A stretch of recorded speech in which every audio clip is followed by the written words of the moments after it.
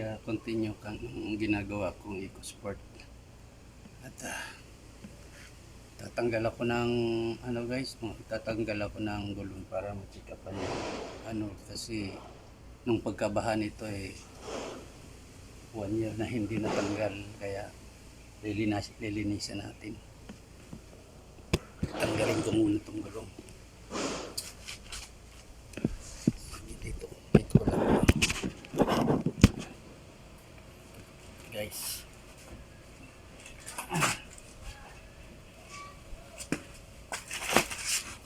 Ito para makita niyo.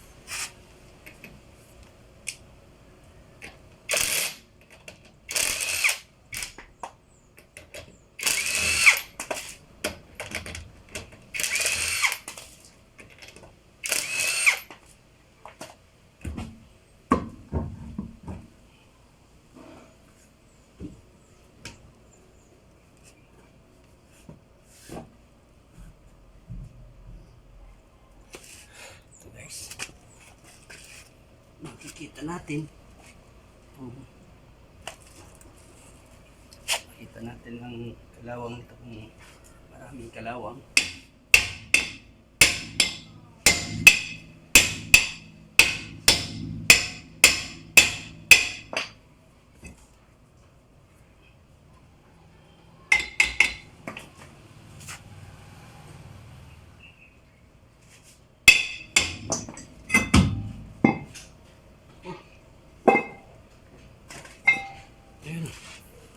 Grabe grabe ang kalawang niya.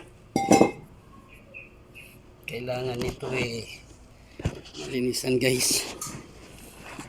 Linis kailangan nito kasi grabe kalawang. Grabe ng kalawang. Ang gagawin natin ito, sprayan muna natin ng pang-alis ng kalawang.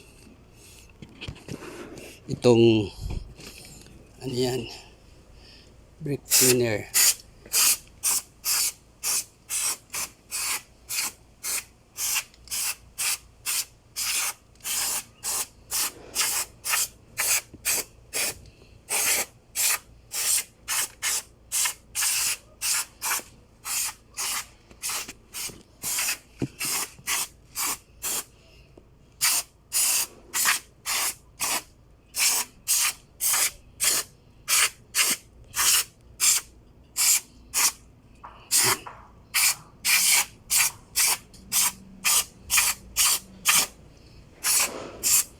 Yan.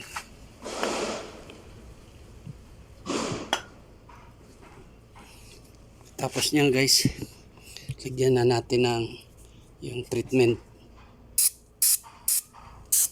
Tingnan mo. Halos maano sa yung niya.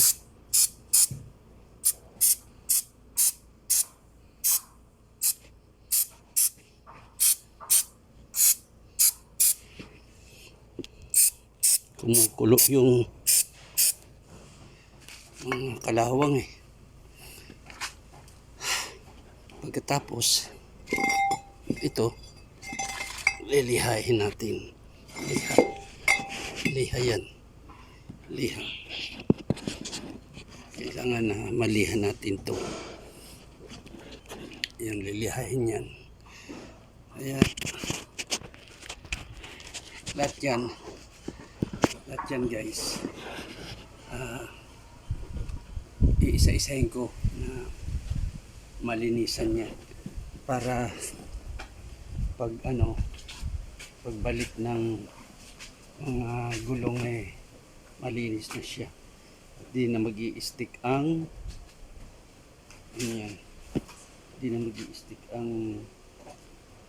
preno. Tingnan mo yung kasama ko dito, papalaban dyan sa pagbalik ng wirings, manibila. Okay ka ba dyan, partner? Okay na. Ayos na? Ayos na, naibalik na. Yan.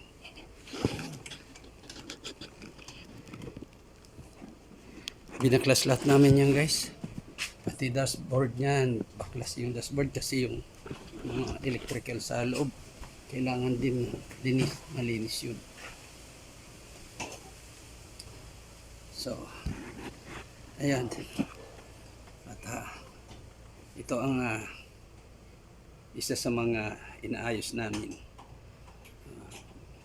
bago matapos ang siguro mga ano lang 3 araw, 4 na araw tapos na to. Sige guys, dito muna kami sa vlog namin. Paki-subscribe naman tuwing nagba-vlog kami. Salamat sa inyo guys. Kuya Rods Vlog. Thanks. Bye-bye.